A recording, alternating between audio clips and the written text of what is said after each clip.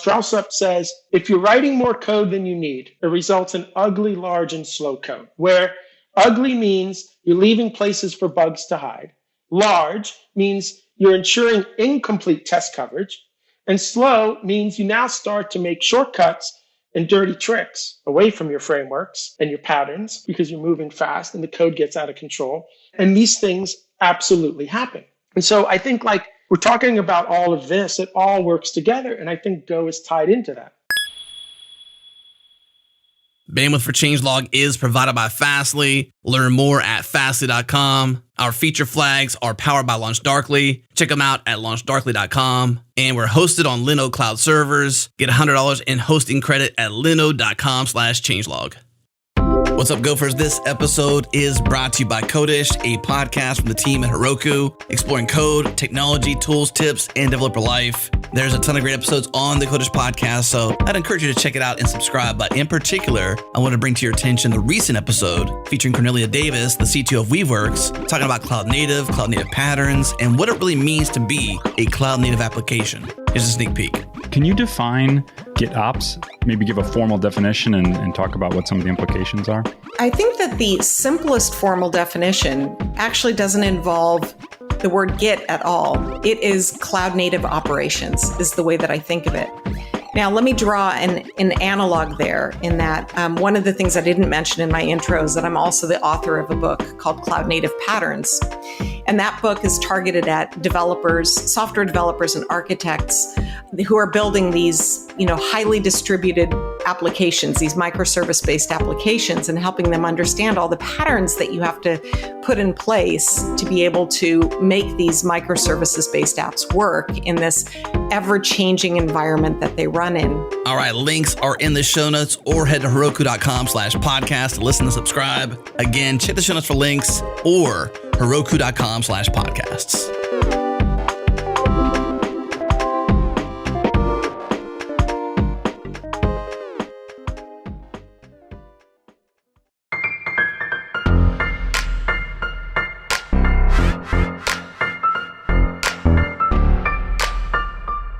Let's do it.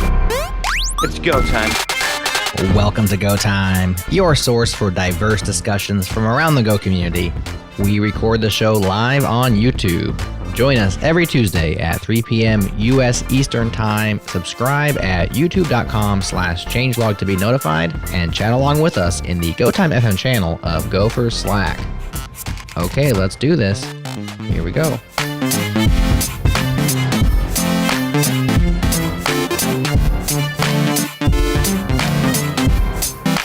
Hello and welcome to this episode of Go Time. I'm your host, Johnny Borsico. If you haven't heard me on the show for a little while, that's because I've been taking a bit of time, I'm smelling the roses and taking care of family in the home front. But I'm happy to be back today with a nice meaty topic, I think, and a special guest as well that I'll introduce momentarily here. But joining me today to co-host is Chris Brendow. Hello, Chris. Hey, Johnny. How's it going? It goes. I'm feeling, I wouldn't say totally refreshed, but it's good to take some time to sort of, be grateful for things and sort of recollect yourself kind of thing, But that's where I'm at. That's my state of mind right now. So speaking of state of mind, I'm very happy to have on the show today Mr. Bill Kennedy. That's a name that you'll probably recognize if you've been in the Go community for any length of time, really. Bill writes a ton of blog posts and teaches, runs workshops, manages the Go Developer Network, along with a cadre of other folks. So, Bill, welcome to the show. How are you? Thank you for having me. After hearing that, I'm a little tired myself, Johnny. I think I'm going to tag out and you come in and I'll go out. I'm telling you, it's time to take stock. And today, actually, I'd like us to spend some time talking about, or rather taking stock of design philosophy. It's a very kind of nebulous topic. If you hear philosophy, like what does that mean? Like, what am I supposed to do with that? I'm an engineer. I'm a software developer. Like, we're all about the precision in things. So philosophy can feel a little mushy, right? So today I'd like us to sort of unpack that a little bit, and obviously contextualize that with the Go programming language, but I'm sure we're going to spill beyond that as well. So what I'd like to do really is to let's frame what we mean by design philosophy. What do you mean by that, Bill? So the idea of design philosophy came to me as I was learning Go and started studying lots of other people that came before me in terms of their thoughts and opinions on how to write software. And I collected all of these quotes that I have a document that I tend to share every once in a while on Twitter. We'll get that in the show notes. I kind of gathered all of these different thoughts and ideas and integrated them all together into my own kind of design philosophy on how to engineer things. So for me, design philosophy is actually something that's very concrete, it's opinionated, and it's really based on a collective of ideas that I think work together. And I also think it is so important when you're engineering to have a design philosophy for everything, because that's what you're going to hit up against when you start to have the engineering conversations around guidelines and idioms, or when you're lost and you're not sure what the right answer is. I always fall back to, well, what are our design philosophies here? And are we violating any of them? Or which ones keep us more in line with the way we want to do things as opposed to not? Is a design philosophy the same thing as like architecture or like planning software? Are these things like synonymous, or are you thinking something different? So let me give you a small example. I'll give you my two foundational design philosophies. Right? These are in the basement. They set the foundation for everything. When you don't have anything more specific to lean on, you lean on one of these two things. So number one, we don't make things easy to do. We make things easy to understand. That's a design philosophy. We can bang that up against micro level decisions. We can bang that up against macro level. When I say macro, I mean that architecture and things like that. So we always focus on easy to understand, not easy to do.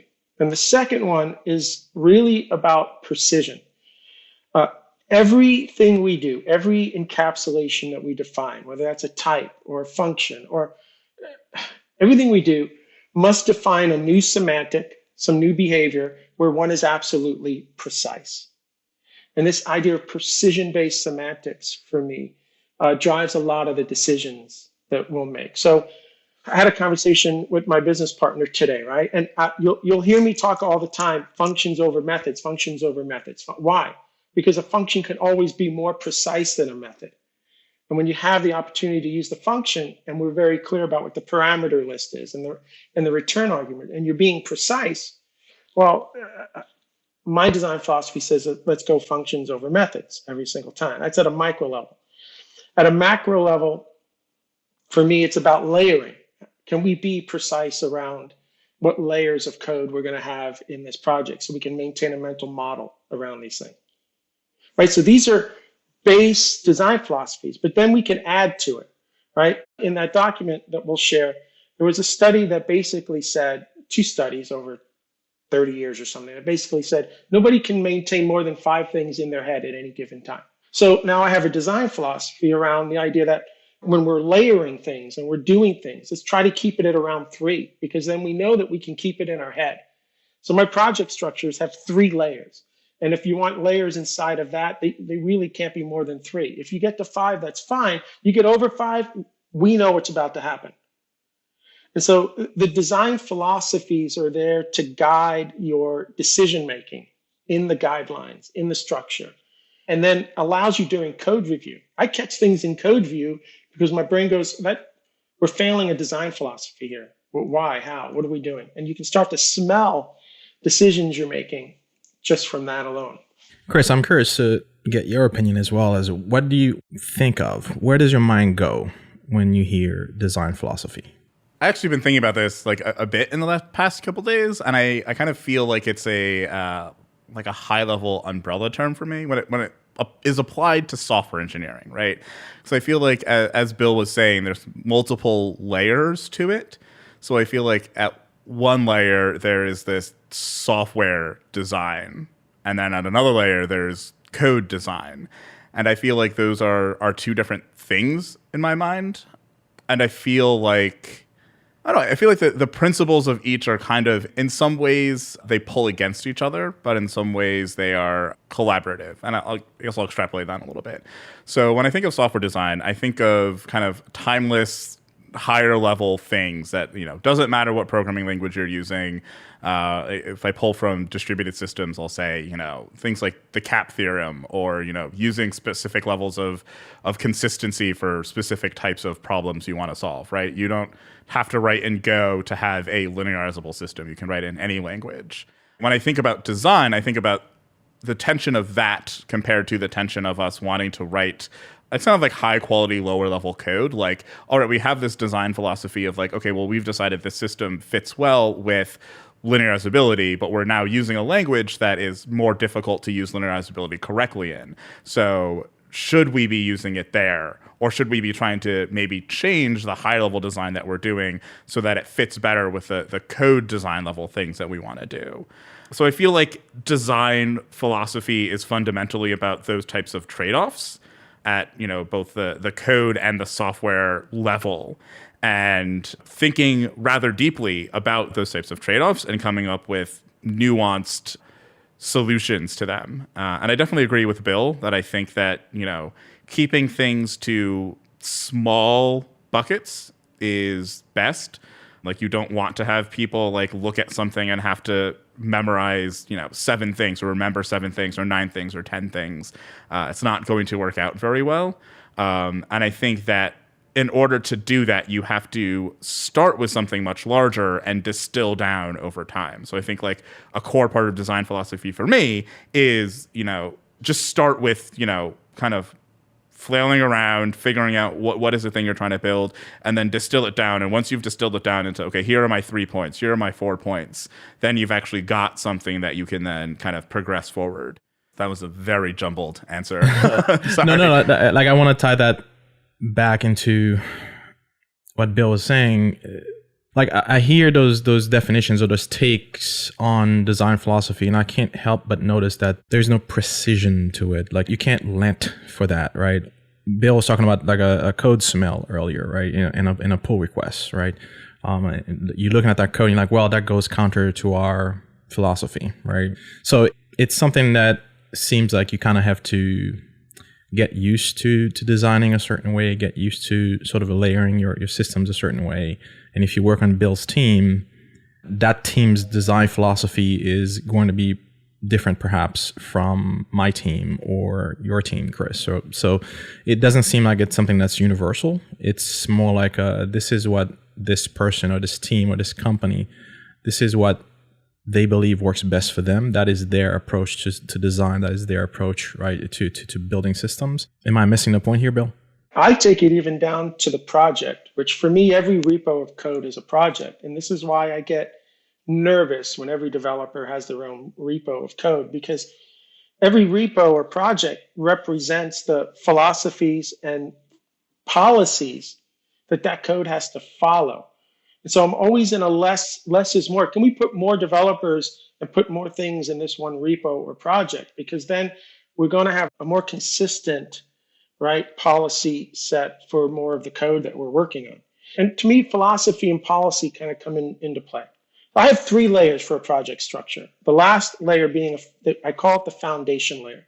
I can think of it as like the standard library for the project, right? It's code that needs to be as highly reusable and potentially code that could be reused in other projects, even though it belongs here.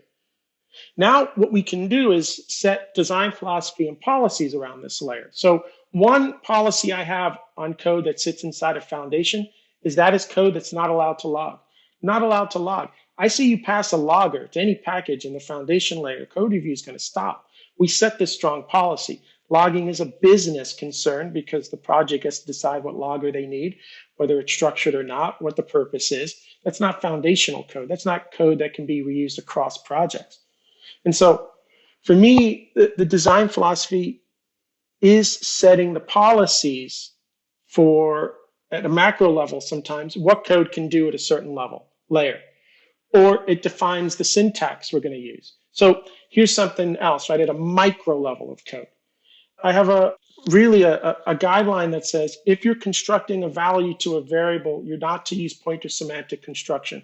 I don't want to see the use of the ampersand operator on a construction that's being assigned to a variable, mainly because construction in Go doesn't tell you anything about where the value is going to be placed in memory, right? Escape analysis, how it's shared.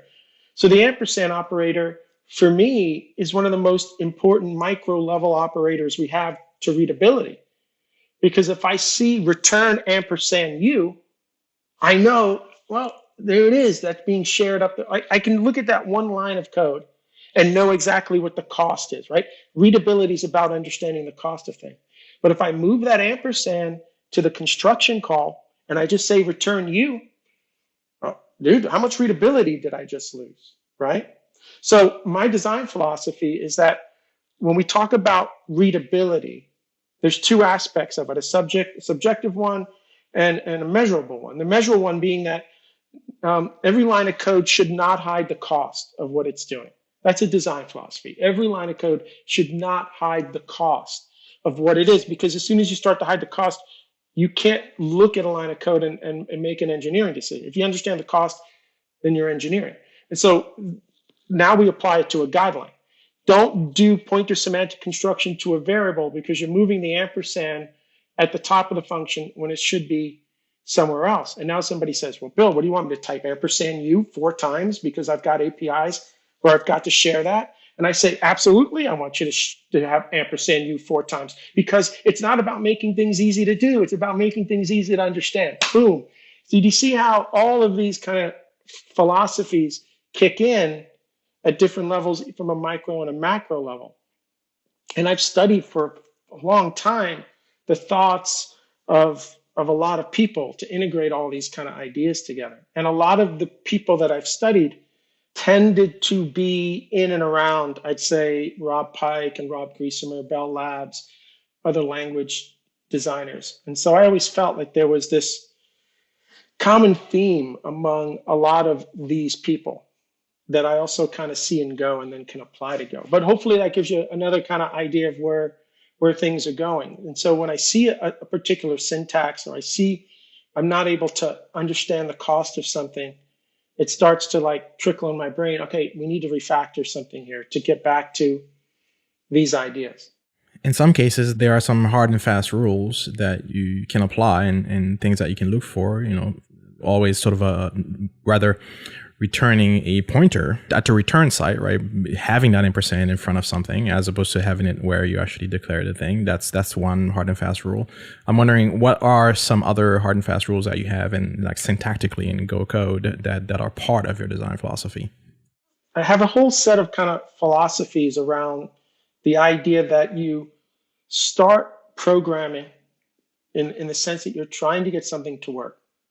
You always are in a programming mode at the beginning. Let me just find some code. I don't care what it looks like. Let me get something to work. And then for me, you have to move into an engineering frame of mind, even if it's prototype work. Some of the most dangerous programming I see is the code that somebody does and hands it off to somebody else, thinking that they're going to now do the engineering piece, and they don't. And that code ends up in production. And so there's a bunch of kind of philosophies around moving from programming to engineering, right? So look, Wes Dyer said this: make it correct, make it clear, make it concise, make it fast, right? Those are 4 steps. To me, those are 4 different refactorings that you have to do to a piece of code. In that order. In Wes's world, it's in that order. And I agree with Wes, right? But there's other refactorings you should be doing for code. Make it precise. He might be saying make it concise, right? And I think he means precision there. Can we make the API cleaner, right? Can we make the API more precise in terms of what we need? And then to me, there's a piece that is lost too. There's a refactoring piece about making something testable. And I think sometimes people start with the idea that this is going to be testable. No, what does it mean for something? It's a refactoring piece. I've worked on a function for 3 hours with somebody where we made it correct, we made it clear, we made it concise. And then they thought, wow, this is great. I said, yeah, this is great, but it's not testable yet. We need to refactor this to make this testable. We need to think about how we can do that. without having to add an interface, without having to add an abstraction, without having to do some of the things that we kind of, right? So a design philosophy for me is this. You write things in the concrete first, then you ask, does that need to be polymorphic? Does that require an abstraction layer? In other words, can that function continue to ask for data based on what it is? Is there a reason why it needs to ask for data based on what it can do? And I think too many of us default to the idea that everything should be asking based on what it can do. And I say, no, that's an engineering cost. First of all, it's an allocation out of the box. And second, it's an abstraction that doesn't necessarily make our lives better. So it's a stage, right? And sometimes the answer is yes, this is a situation where we should be decoupling the code.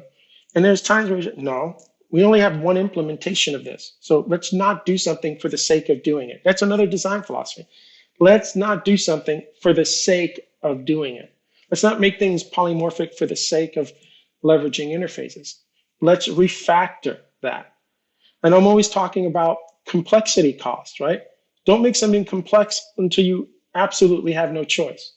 That's a design philosophy, right? If something can be single-threaded and it's fast enough, why the heck do you want to make it multi-threaded? That's an order of magnitude more complexity, right? And I think sometimes people feel pressed to show that they can do these things, or they're bored and they want to do these things, or they're being asked to do these things without any real engineering understanding behind it. So these are kind of philosophies where if somebody comes up and they're like, okay, we're gonna start throwing channels at this, and we're gonna start going channels, slow down, right? Let's not add the complexity until we absolutely need it. Prove to me that we need it.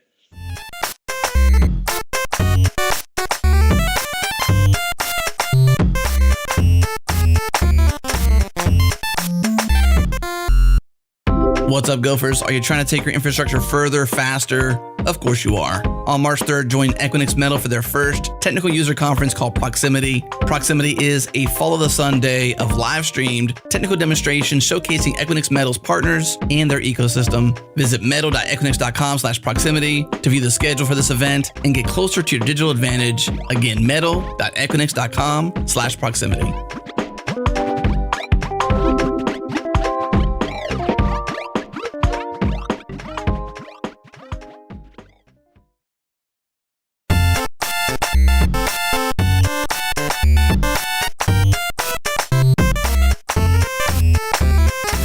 Your approach to designing software then is you might have some core sort of fundamentals that sort of transcend a particular project, but you're going to be taking a sort of a fresh look and approach to every project. In other words, where I'm going with this is that you have philosophies that are sort of part and parcel to using a framework or using some APIs or using a particular set of packages or and whatnot, right? So these things have encoded the philosophy of the designers of those sort of common pieces, right, that you can take from project to project. So if you're starting a project today and you know the last 2 or 3 or 4 projects that you used a particular framework that does it makes life easy, right? and I can kind of guess where you're gonna take me with this, but it makes things easy to get going and to see results right away, right?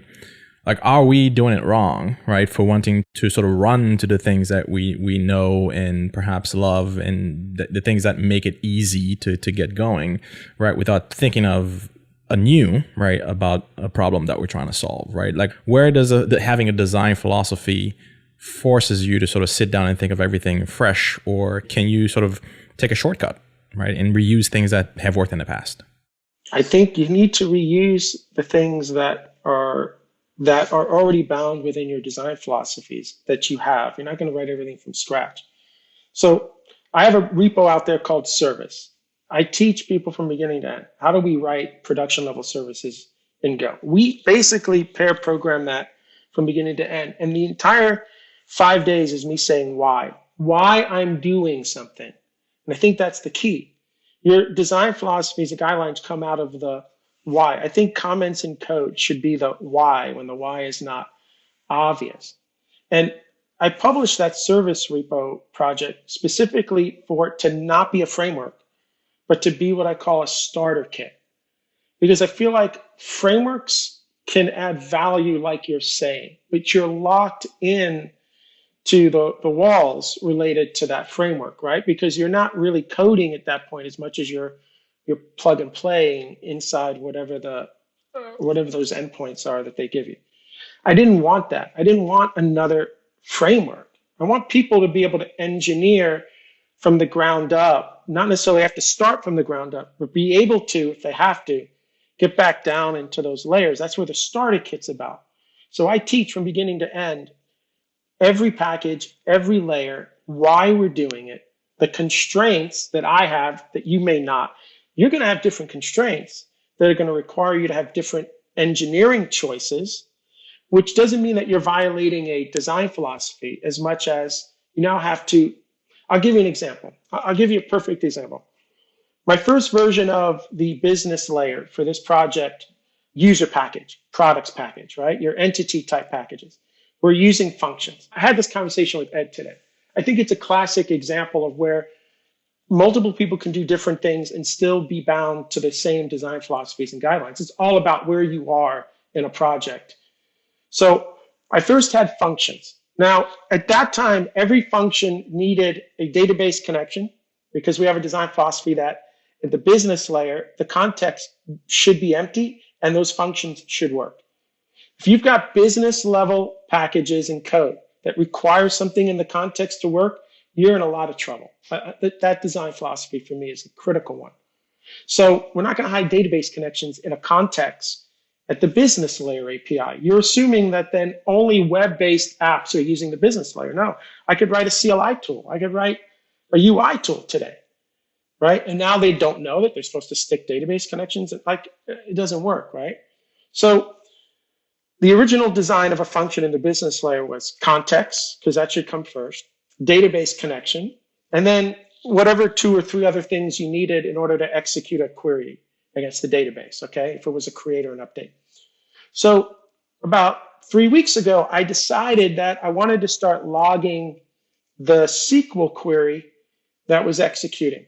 Now, if you're able to do that, if it's not a privacy violation, which it could be in some shops, this is when we talk about different constraints. I have always loved logging the SQL queries because if there was a bug, I could just copy and paste it out of the log, and I'm not wasting 10, 15, 20 minutes trying to reconstruct it, right? And now you got to be smart about which ones you're logging and so, but minus that, I want to start logging. So now, if I want to start logging the SQL query, I need to pass a logger in. So I start passing a logger in with the database connection on the function signature. Highly precision. Like we talk about precision, this is precise. Some functions have 7 or 8 parameters at this point, but I don't necessarily mind that because of the precision. But I'm sitting back and I'm looking at this API of about 8 functions, and I start to realize that passing the log and the DB in, which is mandatory across this entire API set, is no longer giving me the precision I want. Those 2 parameters are starting to be noise because technically, even though I need them, it's not really relevant to performing a correct or create or an update. And my brain said, even though it's precise in terms of the parameter list, these 2 parameters are starting to create noise for me. So what did I do? I said, let me prototype the idea of turning these into methods. Since the log and the database connections instantiated one time, we don't need to instantiate on every request. And I can also move these into methods, and a value of this type only has to be instantiated once at the beginning of the program. What I could do is move the database and the log as a receiver access and make the APIs precise again and get rid of the noise, which I did. And for me, it worked out. But then Ed looked at that and he says, Bill, you're breaking your design philosophy around precision. Isn't it more precise if you pass it in? I said, yes, let's just say it is, except look at the entire API set. Look how this is kind of noise. We only instantiate all of this one time. If I had to instantiate this for every single request, the answer would be, nope, sorry, got to live with it. We're passing it in. But because the method set, the type bound to the method set only has to be constructed once at startup, like now I just reduced the noise out of the API. And from my perspective, I think I'm maintaining better precision. Now, that's subjective, but we can all have that engineering conversation. And that's what I want our teams to be having. Those are the best ones. Let's debate if this is more precise than that. And then we'll make a decision. This is where I'm going to. This is why you need design philosophy, because if not, you're not making the best decisions. Now the conversation we're having is subjective, but it's objective to the rule of precision. And we can all kind of weigh in on what we think is, right? And Ed and I both agreed that probably what I'm doing in my scenario, because I now want logging, was more precise. But if I wasn't going to log, like I wasn't earlier, I wouldn't do that. I just pass a DB connection and you see where I'm going. But when I'm working with teams or I'm working with people at Arden and they come up with me questions about, Bill, should I do this or should I do that? I always start every conversation with, okay, let's list out the design philosophies that we think apply to what you're trying to do. And that always seems to do two things. One, it helps guide the conversation we're having. And then everybody kind of just comes together and says, okay, based on that, this is the best approach. I just find it really works also in a team environment to have that. This actually lines up quite nicely with a question we got on the GoTime Slack channel. Should I design for the problem I have to solve today, right? Or for the harder problems I might have to solve tomorrow? This is on Abdelkader on Slack. So here's more design philosophy, okay? Tomorrow is not promised. So you should be writing code that you need today, not tomorrow. I cannot tell you, unfortunately, the handful of times in my life where I walked into work and was told they just let go of the CTO. Everybody stop what you're doing. If your product's already in production, maintain it. If not, you're done until the new CTO comes in and decides what she wants to do, right? And now you're in limbo for 2 weeks. And then they hire the new CTO, and now you lose another month. And most likely, if your product is not in production, it's done. It's over with. And so from a design philosophy, I'm always about the idea of let's just write the code we need now. And let's get this into production. You know that term technical debt? You know what it means to me? Everybody has a different meaning, right? But I can tie it to design philosophy around it. Technical debt to me is every day a piece of code is sitting on your laptop and not in production. That's technical debt. I am hiring you to solve a problem. That problem is not being solved on your desk. The problem is being solved in production. And so if you're not getting that code in production, what am I paying you for? I think sometimes, and now, own my own business and all that, but I think sometimes people forget, like, you're being paid to generate or help to generate revenue for the company, so I can pay you at some point. Even if you're not directly related to revenue, you have to be somehow related. You just can't be a cost center your whole life. Somebody's got to look at you and say, okay, even though I can't directly relate it to the last dollar we made, their time is helping maybe somebody else, right? So you got to be conscious of the fact that you're being paid to solve problems. Problems are solved in production. Whatever that production environment is for you, there is one. And so you need to be just writing the code you need today, including the abstractions you need today, because tomorrow is not promised at any level. And you adding more code because you think this is going to come businesses shift all the time. And what's funny about that and this question actually comes from this idea that you should be writing less code anyway. So NASA did a study. Some people may have heard me say this before. NASA did a study of all of the software that they wrote. Now, they're writing pretty technical C-level kind of code, but minus that. Their study came up with the idea that the industry average number of bugs is about 15 to 50 bugs per 1,000 lines of code. So I equate that to basically, and I want people to put this math in their head because I do. Every 20 lines of code you write, there's a bug in your software, whether it shows up or not. So if you want to write less bugs, the math is simple. Write less software. Now, when we talk about Go, what was Go? One of Go's language design philosophies was being able to do more with less code. It's coming from these, I believe. Okay, I can't speak for Robert, but I believe it's coming from these ideas that if there's less code you need to write, there's going to be less bugs. Now, why do they say this, right? Because Strauss-Up says, if you're writing more code than you need, it results in ugly, large, and slow code, where ugly means you're leaving places for bugs to hide. Large means you're ensuring incomplete test coverage. And slow means you now start to make shortcuts and dirty tricks away from your frameworks and your patterns because you're moving fast and the code gets out of control. And these things absolutely happen. And so I think like we're talking about all of this, it all works together. And I think Go is tied into that. And we complain about Go's error handling, right? We love to complain about it. But do you know that there was a study done where they looked at 48 critical failures that brought down systems, hundreds of bugs in Cassandra, HBase, MapReduce, Redis. How many systems run on Redis today? Okay. And they found in this study that out of those 48 critical failures, 92% of them could have been avoided if error handling was done better. Failures from bad error handling. Failures from bad error handling. So again, I think that the Go designers knew this. They knew this because they were developers themselves. They were not necessarily academics. They had to build software. They knew what the average developer needed. They knew where they were falling down, right? And I think Go comes in and solves these things. And when, personally, I think somebody complains about error handling in Go, they're complaining about they want it easier to do, not easier to understand, right? We come back again, right?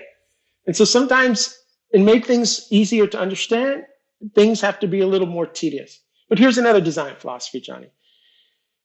Two of them, okay? One, you shouldn't be writing code for yourself. You should be writing code for the next person that has to come along, because if you don't, if you're not thinking about the next person and or the average developer on your team, when you leave, that code base leaves with you. It gets replaced. And the 3, 4, 5 years you spent on that ends up resulting in meaning nothing. I've got code that's 20-something years old, 10-something years old in production right now. The 20-year-old code should go because that's way too long.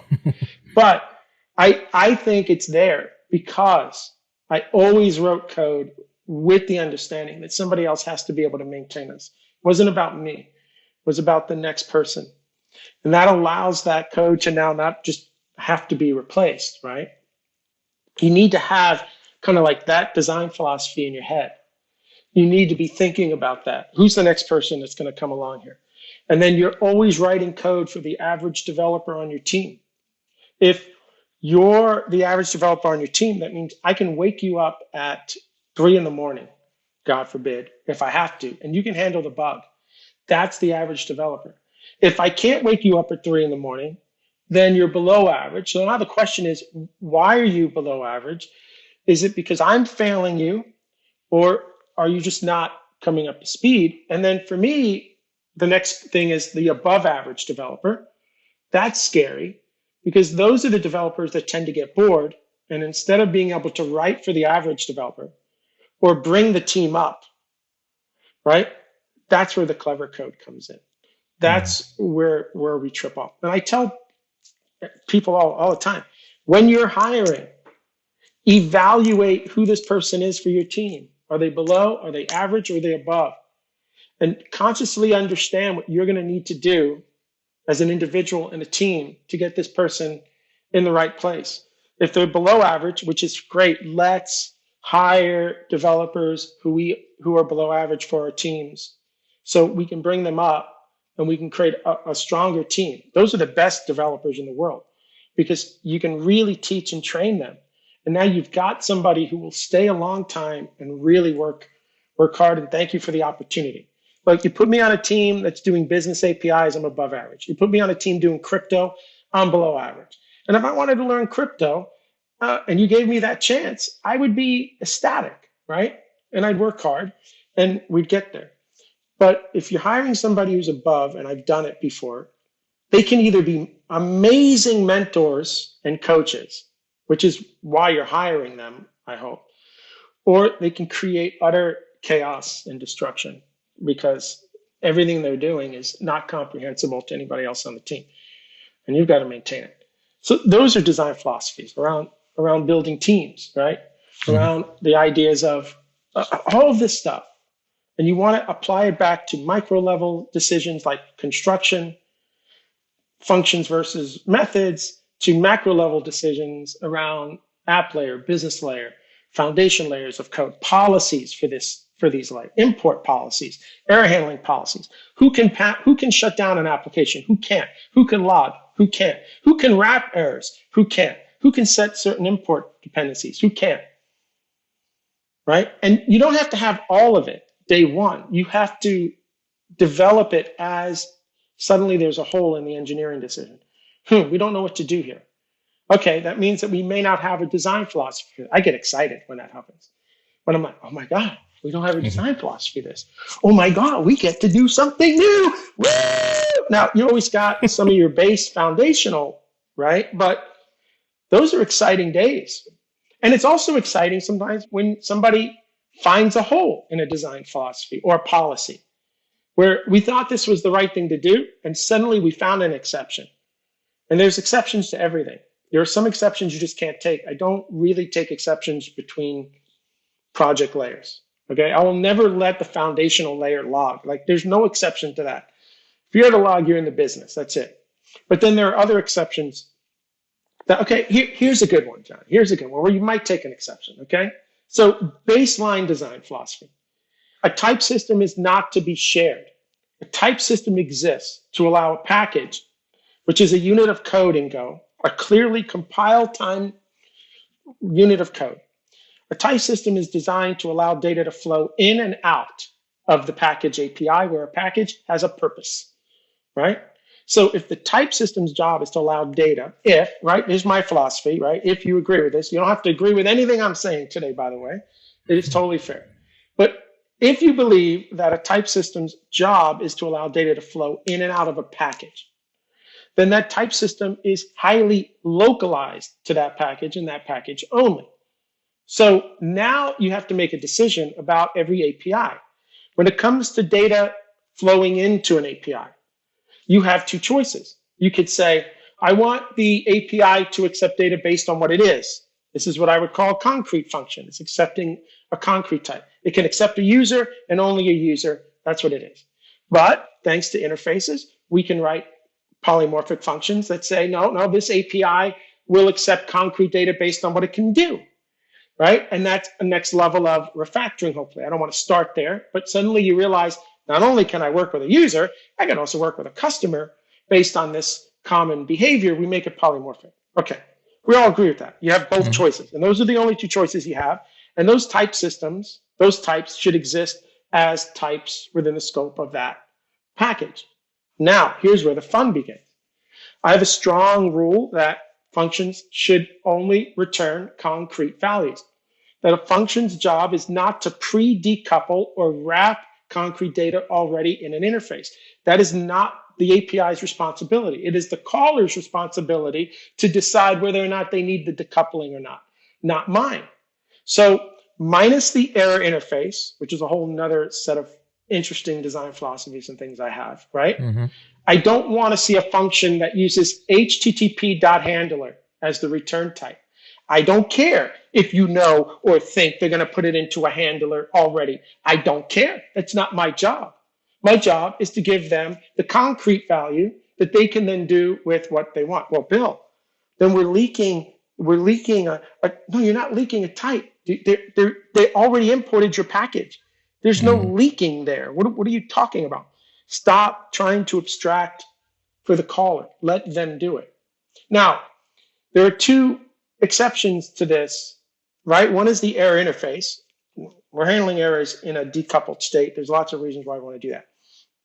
And until 118 comes out, there are times where you might need the empty interface. It should be a little bit of a smell, but let's be real. I've had to write a function or two over the last 6 years where I was trying to be, for whatever good reason, generic. Maybe I was just doing some data flow, and we were using the empty interface, which now in 118, we'll be able to replace with what?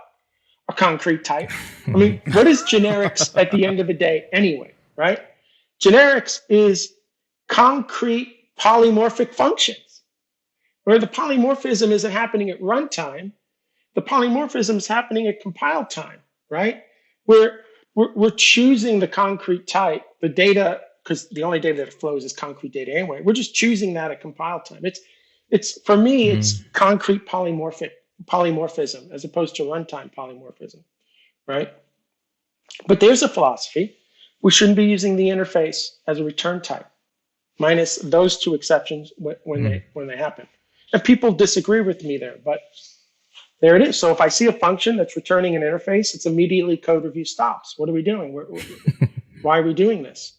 Prove to me that we need to take an exception, but it's going to be hard because if I return the concrete type, that doesn't prevent the caller from doing whatever it is they're doing. I feel like there's this kind of like high level or this overarching theme of kind of shifting focus away from the code so much and shifting it more toward the software and the process.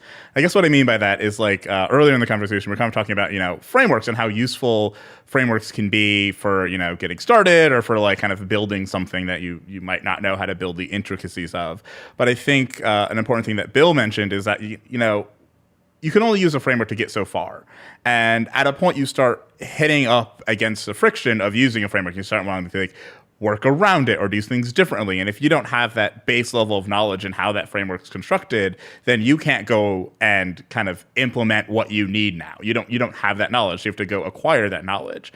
What I feel like a lot of this conversation has been kind of hinting at is that we need to be perhaps a bit better at focusing on acquiring that knowledge earlier rather than later, because it feels like a lot of these design philosophies are answering questions that we have to help ensure that we're all on the same page. If we're a team, that we're all on the same page, we are sharing the same amount of knowledge. And I feel like frameworks and the like of those things are shortcuts around having to do that process up front, right? If you go and use a framework that has, specific opinions or specific ways it wants you to do things, you don't have to have that conversation with your team. And now you can just move on and write the code and ship the code.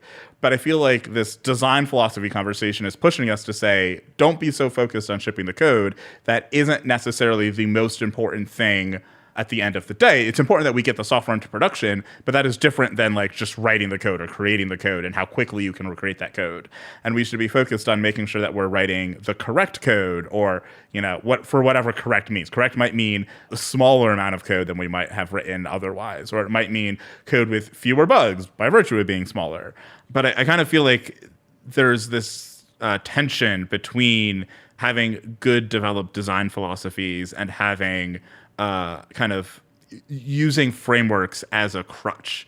So I feel like that's what happens a lot. And I want to extrapolate on that a little bit more too. And I want to say, it feels like once those frameworks get out into the community as a whole, once those become established things, people start forgetting completely the fundamentals of those frameworks. And it becomes like a kind of knowledge that is sacred that only a few small people are allowed to know and use and practice. And I feel like a good example of that is HTTP frameworks. I've seen throughout my career a lot of people not know the history of how certain things that we do develop, for instance, clean URLs, how they developed, why we use them. And since they don't know that, they're like, oh, we're just going to apply these to APIs. And that's how we got this, wildcard thing that we keep doing in every framework, is like, we're going to support wildcards. If you don't support wildcards, then you're not doing it well. And I've always kind of sat and thought, and I'm like, but there's query parameters that are in most cases better than wildcards. You can do more, they're more flexible. Why don't people use them? And what I've come across is that people don't know how to design an API to use query parameters as well, because they've been using wildcards for so long and they've been so attached to these clean URLs that people love using. And I feel like that is a design philosophy misstep. That is, we didn't think about why we would want to have clean URLs and what the applicability of them is, because clean URLs are absolutely applicable in a browser. You want things that are easy and hackable for your users. Like, oh, I want to see all of the articles for this month and I'm looking at one that has like the date. I can just chop off the day and then it'll give me for the whole month. I can chop off the month, it'll give me for the whole year. These nice hackable URLs that are kind of handle for people to be able to use your website. But that isn't applicable to APIs. You don't have people like maybe when you're just experimenting with an API, you're hacking around with it, but that's not the main use case of the API. And I feel like when we institutionalize the knowledge of things like that, and I feel like it was probably accidental at the end of the day. I feel like at some point people are like, oh, it's easier to get started if we have nice looking API URLs I can just hack and get some data back that I can just play around with. I don't have to go write a little client library to do all this other stuff. It feels like something that was innocent that got in, and then because we all rely on frameworks so heavily, we wound up getting stuck with it and that becoming the thing that we should all do without actually going back and thinking about it. Well, let's be fair for a second, right? Here's another design philosophy. Consistency in everything we do is paramount. For me, that's where we win or lose the game a lot of times in code, the consistency. And I think frameworks start out with the idea that we're going to create a consistent way to do things. So we have that, but eventually they get too big, they get too strong, and then you're stuck, right? And I think that's what happens there, where if you look at my starter kit, we do have a small web framework, but it's super tiny. I'm never going to be putting up really large walls around it because we want that flexibility. But you need some framework and some patterns for the consistency of them, right? And so there's a balance there. There's a balance there that you need. But like Yana said this one day, like she said it on Twitter and I wrote it down. And again, it's the same. A good API is not just easy to use, but it's also hard to misuse. So the framework is giving you maybe your macro level design philosophies kind of concreted in, but you still have to write business logic, even if you're using a framework. You still have to write handlers. You still have to write code. And so though maybe you don't get to apply your own macro level design philosophies around everything, you still have to have your micro level, like looking at API and going, okay, it's easy to use, but look at all the mistakes somebody can make with it as well. How much nicer is it if you wrote a function I looked at and I said, look, an API is just not easy to use. It has also be hard to misuse. You could appreciate that because your brain can then start looking at all the engineering around that. And then I could say, Kris, go back and think about that and see what kind of instead of me telling you, right, a good design philosophy should not result in me now telling you what to do. It should result in you going back to your desk and being able to say, okay, how do I reduce the misuse or fraud in this API, right? And then you come back. And now we're having that engineering conversation. We can play off each other there, right? Like, that's cool. I saw this tweet one day and I was pulling my hair out because I just don't think it's fair. These types of things I don't think is fair. Somebody tweeted, if you're not using structured logging, you're doing it wrong.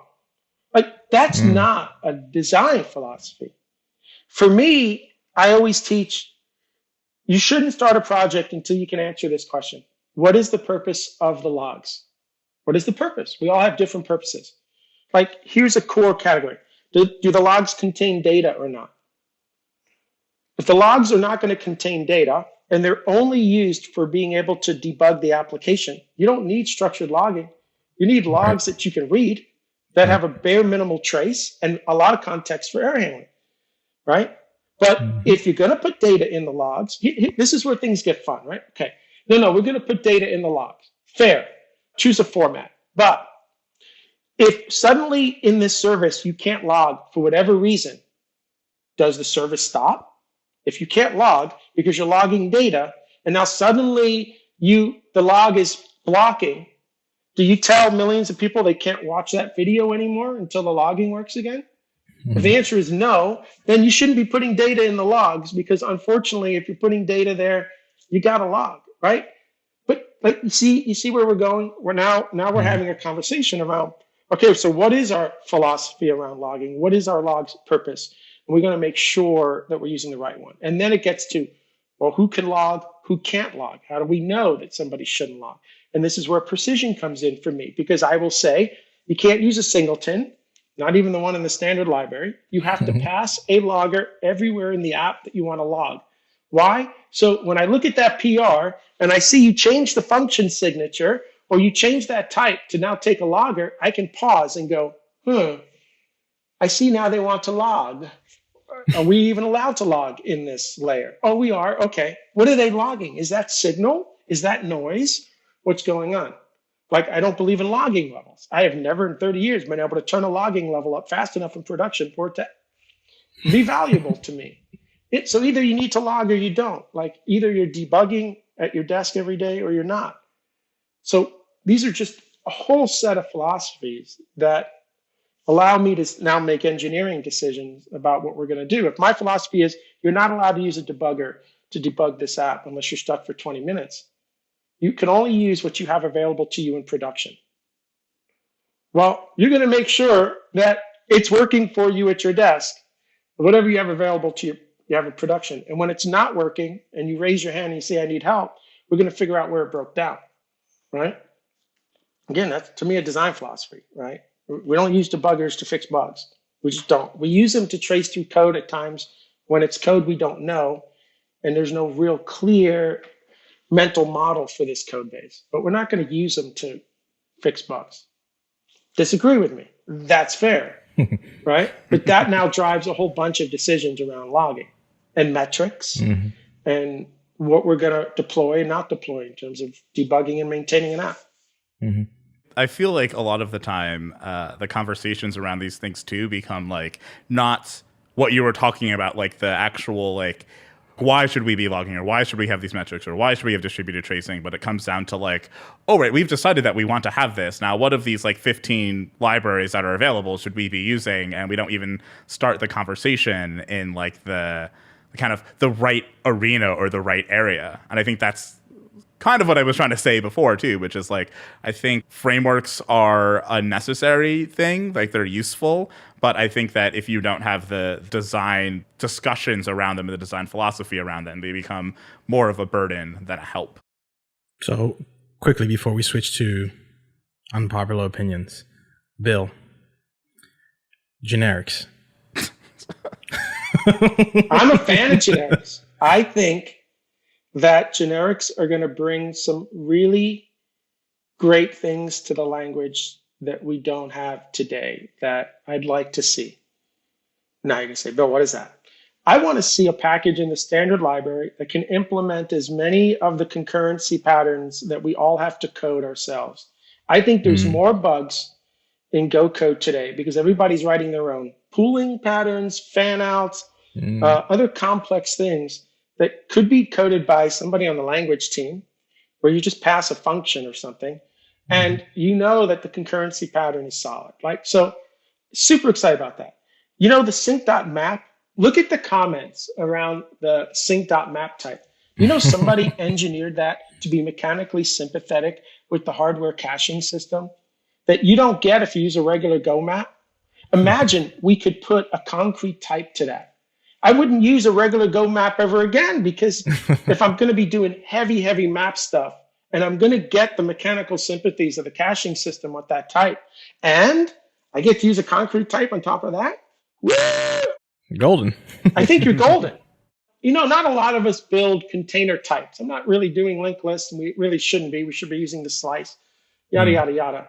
But I think from a concurrency standpoint, there's some really special things. And in the cases where you are using an empty interface as the return type, because you are doing something that is legit, that is reasonable, you're solving a particular problem, and you have to use the empty interface on the return, I think there's home runs that we can hit with the generics.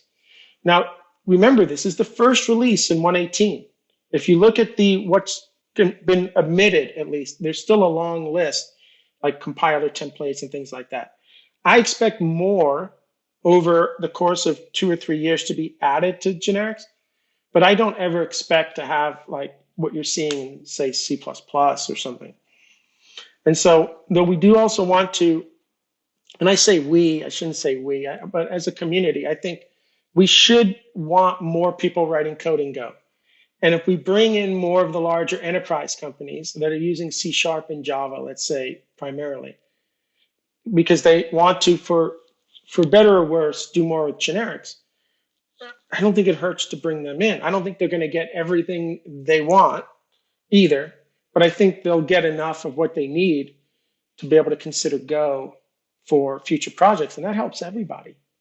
And I'm not worried about somebody abusing it, because we've seen a decade of people abusing channels and we're still here. So we're going to survive. And I think the community is better suited to be able to share with people. No. Use runtime polymorphism here. Don't we weren't better suited to say that about channels because we were all so brand new. I think we're better suited to be able to kindly, right, be able to fix things in code reviews where we realize generics shouldn't have been used. All right. That's a fair take. That's a measured take. So thank you for that.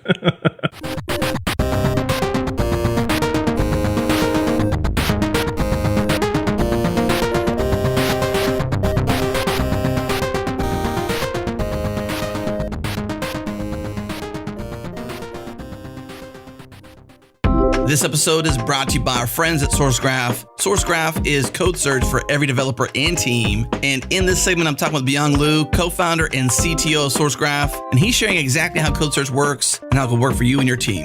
So Byung, I want you to share exactly what code search is and how teams can use it. So Adam, I think the best way to describe SourceGraph is that it's this single search and exploration tool that encompasses the entire universe of code that you might care about. And that includes all the code inside your organization, code written by other teams, as well as code that might be external to your organization. For example, open source dependencies that you're pulling in. So it's a single portal, a single search box that lets you type in a string literal or a regex pattern and instantly search across all that code and jump to the specific points in that code that you're interested in learning about. And then it becomes this interface that allows you to easily navigate and build up a mental model of how that part of code works. So whether it's trying to find a needle in a haystack that you're concerned about, or trying to find examples of how to use a particular unfamiliar library or package, or maybe you just want to jump to a bunch of places in code that you can then link to and discuss with teammates. And this is all in the service of eventually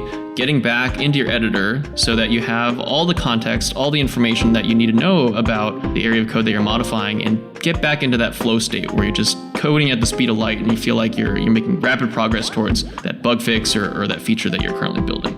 All right, if code search powered by SourceGraph sounds like something you and your team can use, head to info.sourcegraph.com/changelog and click the button that says try SourceGraph now. You can install locally, deploy it to a server or to a cluster. They have a quick start guide that takes less than 5 minutes to install SourceGraph using Docker, so it's too easy to give it a try. Again, head to info.sourcegraph.com/changelog.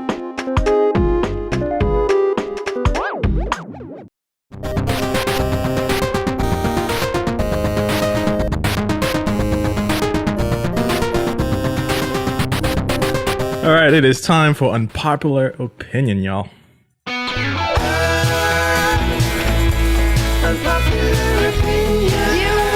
actually think you should probably leave.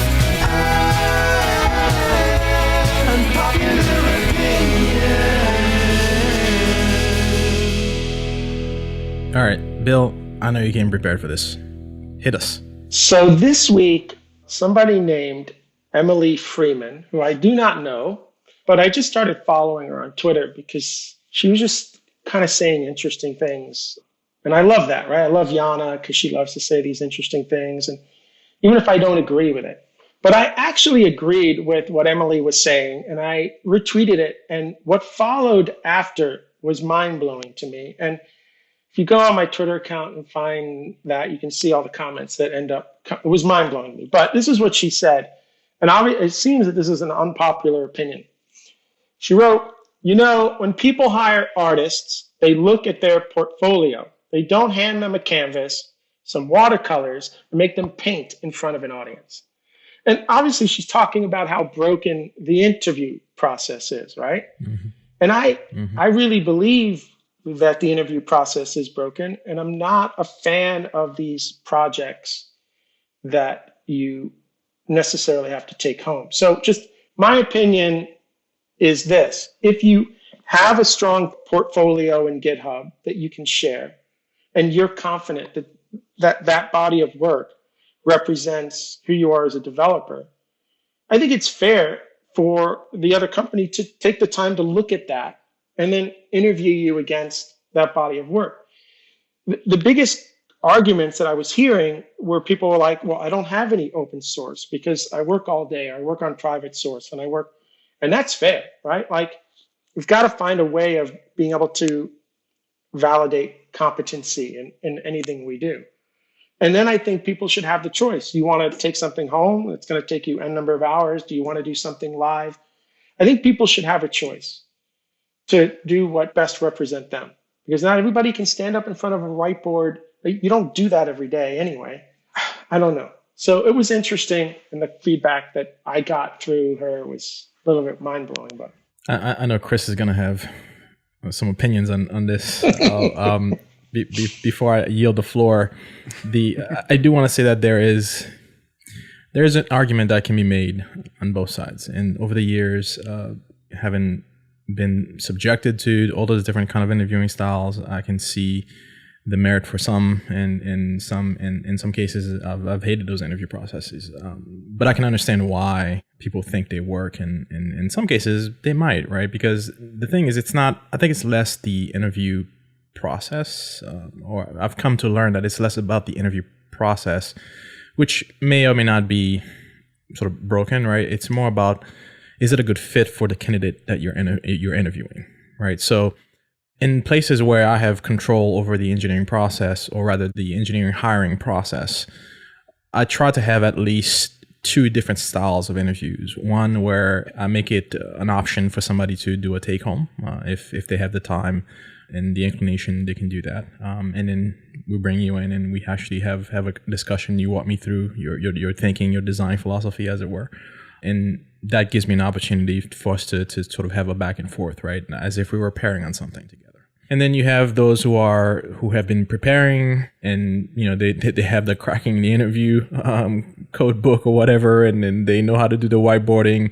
They can recite algorithms off the top of their heads. Maybe they just graduated school and all that stuff is fresh for them, or maybe they spend the time and money and effort into preparing for these styles of interviews, and they go on the whiteboard and they ace it, right? And perhaps that's suitable for them, right? So I don't think there is a right way, wrong way per se. I think there is what is suitable for different people, and I think being able to offer, and not everybody can do this, right? If you're a small startup and you don't have the people and resources and money to do that, right? Maybe that's not right for you, but having different options that suit different styles of interviewees, right? Different candidates, I think for me might be the better approach, as opposed to having one way and basically trying to get signal from all the noise from a candidate for whom that's not well suited. You may be doing a disservice to your hiring practice. But that's how I see it. Kris? Let's see. So I think that of a few minds on this. First, I think that our poor interview processes show how much companies in general don't really understand what software engineering is, right? I feel like asking someone to sit down and write out some code in definitely, when they ask you to sit down and write code in front of them, I think that's absolutely atrocious. But I think even take-homes are a lot more noise than they are signal, right? You're going home, you're writing code by yourself, you're not collaborating with people. That's not what we really do at work. And I feel like a lot of even the better interview processes I've been through show that the company hasn't really thought about what the people they're hiring do and what they would like them to do. And they don't have an interest in figuring that out. Like, I feel like that's the core problem with this. Not so much that it's like, we want you to show that you know what to do, but that we don't really know what we want you to do. So we're just going to throw some random stuff at you. And we hope that it winds up being a good fit at the end of the day. I feel like that actually leads directly into the problems we see with like bias and a lack of inclusion, is because we have these processes that boil down to like, oh, did you do all of the stuff to jump through the hoops so you're part of the cool club? Because we don't really understand how to do it better. And that sounds like a really tough thing to do, because we're going to have to look at our engineering process and sit down and figure out what it is we do. And that's an even bigger and scarier problem for us to solve. So I feel like the interview process is kind of like the thing that we can see that you can grapple with the easiest, but I think it shows the deep, deep problems and struggles that we have as an industry. And I don't think that we can actually solve it by trying to solve it head on. Like, I don't think that there's a way that we can tomorrow come up with an interview process that is good and that will actually measure people's ability to perform as a software engineer well, except for maybe like the kind of junior intermediate positions of software engineering. I definitely think we can make it better, though. As I said, I think that asking someone to sit in front of you and write code is not only just really silly, it's also extremely impractical, because that's how you get people that write hackathon code. That's how you get people that don't think through design philosophy. They're just going to bang out some code because they're under pressure and they've got 20 minutes to show you that they know this programming language. And I think, too, they don't actually tell you if someone knows a programming language, if that's what you're interviewing for. I can tell if someone knows Go by talking to them, because I've written enough Go that I know what to ask, so I can see, oh, you've been writing Go for approximately this amount of time because of this way that you're thinking about this type of challenge. But we're so focused on like, well, we need to have some objective way of showing that they know the language, that we forget that there's these far better, if more subjective ways of evaluating if someone actually knows the things. So I think that's kind of my reaction to it. It's like, I absolutely agree. Like, the way that we do interviews is terrible and we need to fix it. But that is a very big ask for an organization to undertake, because it involves so many more things than just the interview process. But to one of your points, I seriously do not like hackathons. I was asked to judge one time and I said no, because I said, you don't want me judging this, because I don't want to teach people that it's okay to go into a room for 3 days and just program and then get a reward for that, right? Make it clear then that you're building prototypes, but let's not pretend that this is a form of production level engineering that we're doing. And I think that there's just too many people coming out of these hackathons thinking that this is engineering. No, it's prototyping under extreme time limits, which is great, but is that the engineer that you want on staff after that? And then to Johnny's point, yeah, I think there are companies and teams missing out on people each and every day. Some of the stories I hear, like the questions that were asked and what somebody do, I'm like, I wasn't going to pass that interview. I wasn't going to pass it, right? And I feel like from a Go perspective, I'm pretty knowledgeable. And yet I sometimes think, whoa, I wonder what would have happened if it was me, you know? So I don't know. I've definitely failed some Go interviews, like, just because, you know, I froze up or whatever when I was going through the process. And I'm like, I don't remember how to do this one thing right now. My brain's kind of locked up and now it looks like I don't know Go, but I clearly do know Go. That's really, I think it's really problematic. I will also add that I think that one of the things we need to start figuring out as an industry is how to better break up what software engineering is. Because I think that there is this divide between like the more designy engineering parts of things and the more writing code and programming things. And I think they are different from each other, not one above the other. I feel like the structure of our organizations puts the software engineering things above the programming things. And as you kind of move up the ladder, you go from programming into more software engineering things, right? Like the software engineer 1 and 2 and senior levels are all about the like more tangible, lower level writing code, producing code, making that code good. And then we have like staff and above that's more about this like systems and how all the pieces of software fit together. But those are two very different skill sets. And I think we really need to start talking about like, how do we separate those two skill sets and actually create not only interview processes, but like ways for people to learn those different disciplines. Because I feel like so much of the time we get caught up in confusing the two of them. And when we don't separate that, we lose a lot of the precision that we can get from focusing on one or the other. And I think this is what makes it really hard to hire senior level or staff level software engineers, is because like you can't give them algorithms. Like, that's not what they do. You can't even be like, here, write some code for me, show you right. It's like, that's not what they're there to do. That's not what they're trying to accomplish. And I think more and more and more, we need staff, senior staff, principal level software engineers to tackle the problems that we're facing, because we just can't do it any other way. And if we have no way of hiring for them, then that's a really, really big problem for us as an industry. What I want to do, Kris, when my time with Arden is up, I would love to be hired as a coach. And every week, work with a different team at some company to improve the design philosophies and the engineering and what they're doing, right? not sit down and write the code, but to be pairing with them and teaching them. And I think this role is incredibly critical moving forward, but there's a problem with this role. At the end of the year, when your performance review comes up, you've got nothing to show for it. No right? commits. You have nothing, right? No commits. No, not this, no, that. Oh, you had a conversation with a handful of people. And the few times I've heard somebody have this role, it's tended to end in a year because during their performance review, it looked like they added no value when they probably added ridiculous value, right? And so there's a whole nother show that you should have here about performance reviews and how consuming they are sometimes around January through March, right? And trying to intermix things that you're doing that maybe not even part of your job, but you have to because you know what's coming at the end of that year, right? You have to show some metrics. That's a whole nother story. But there's roles that are missing in engineering because there's no way to collect data on that.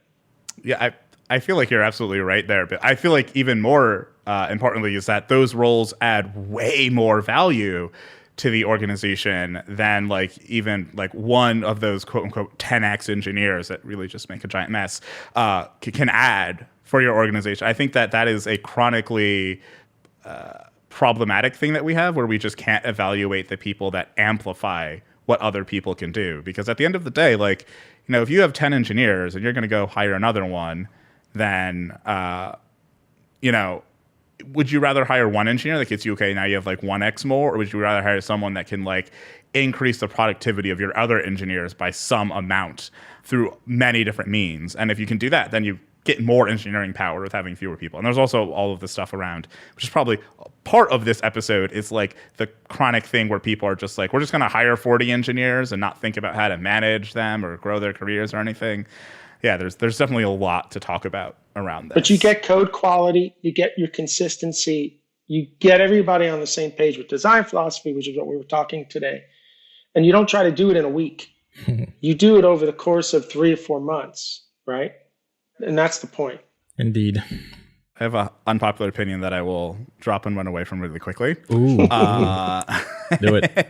We're probably going to have to talk about this a little bit. But I feel that calling Golang is a respect problem and causes major inclusion problems within our community.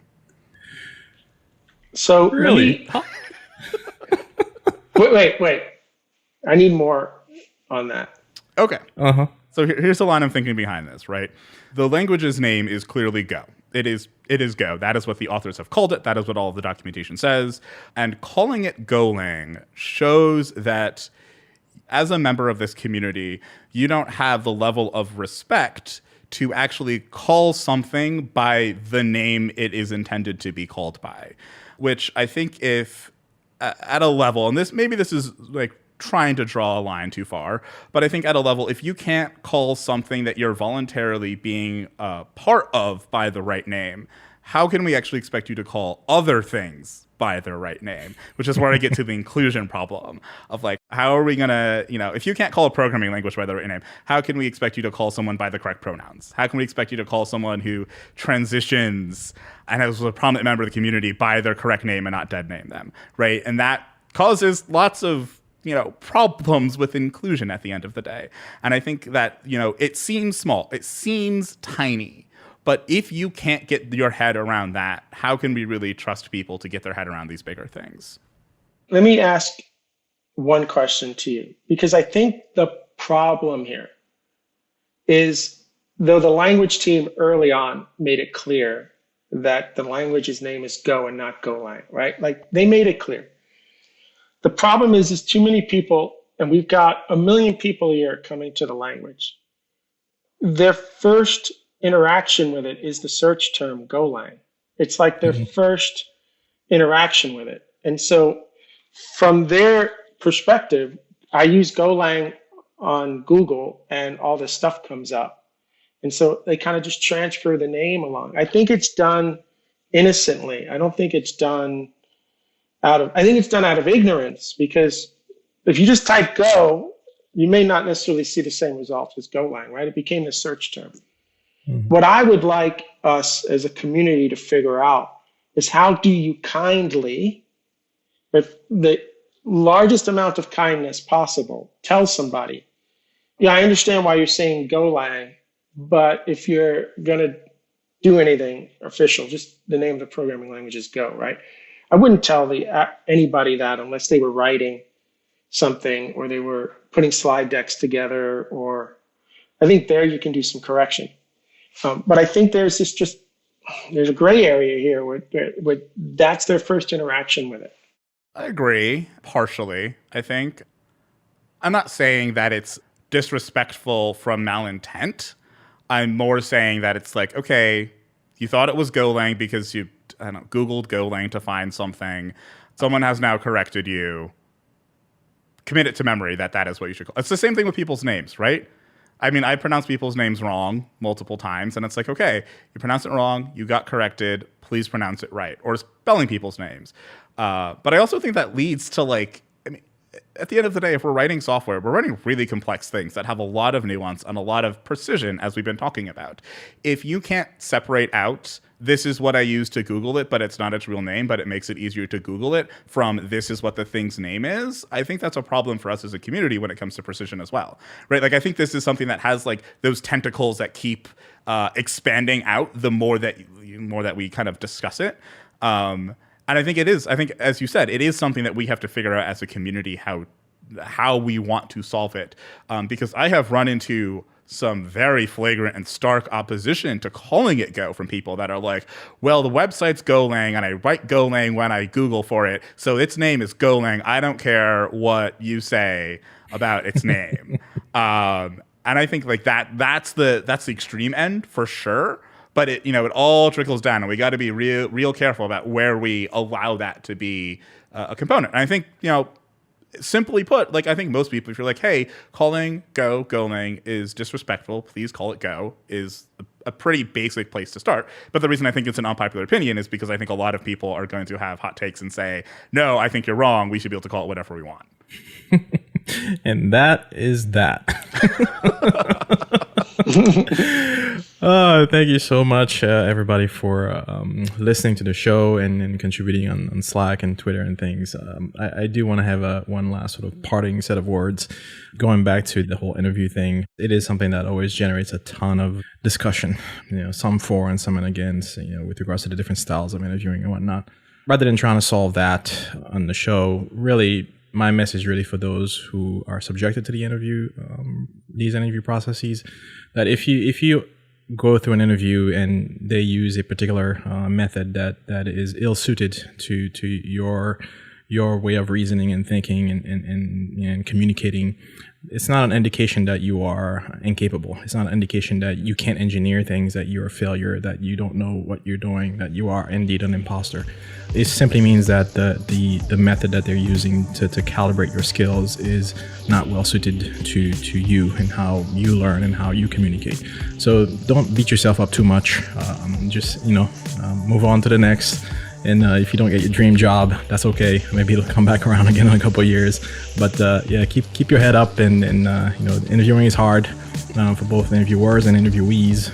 It's a challenge, but it's not a reflection on you and what you're capable of. So with that, I say thank you for your time and listening, and we'll catch you in the next Go Time.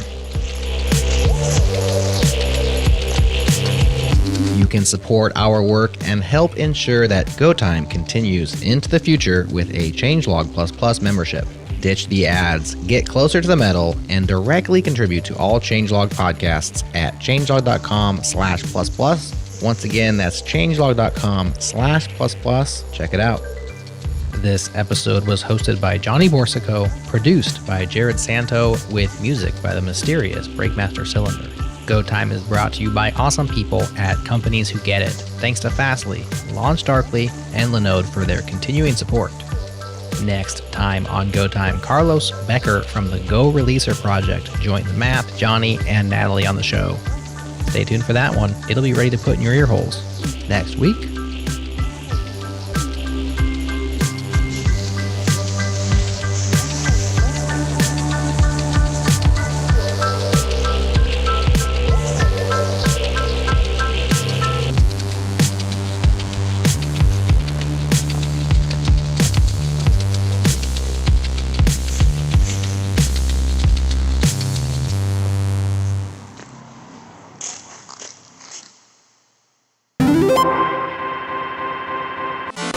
Okay, Nice. I want this to be unpopular. I keep failing with my unpopular opinions that they keep being popular. I'm like, no, it's not supposed to be pop. Stop That was a voting good for it. episode of Golang time, guys.